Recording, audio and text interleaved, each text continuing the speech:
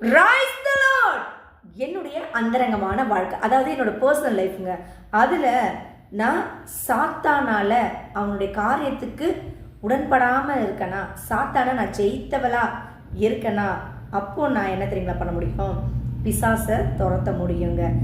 அது மட்டும் இல்லாமல் வெளியில் பகிரங்கமாக, அதாவது பப்ளிக்கில் ஆண்டவருடைய வார்த்தையை அறிவிக்கவும் முடியும். பிசாசை என்னால் துரத்தவும் முடியும்.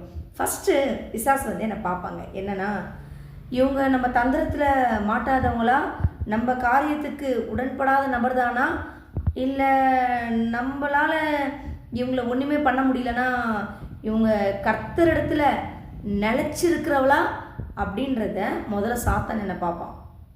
நான் ஆண்டவரோடு இருக்கேனா அப்படின்னு.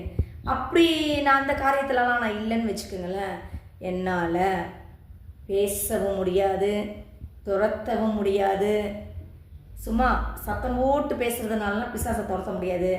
இல்லை சத்தம் போட்டு பேசி கையை காலெல்லாம் ஆட்டி பயங்கரமாக ஜெபிச்சாலும் பிசாசை ஓடவ மாட்டான். அவன் பார்ப்பான், யார்ரா இது அப்படின்றத அவன் பார்ப்பான்.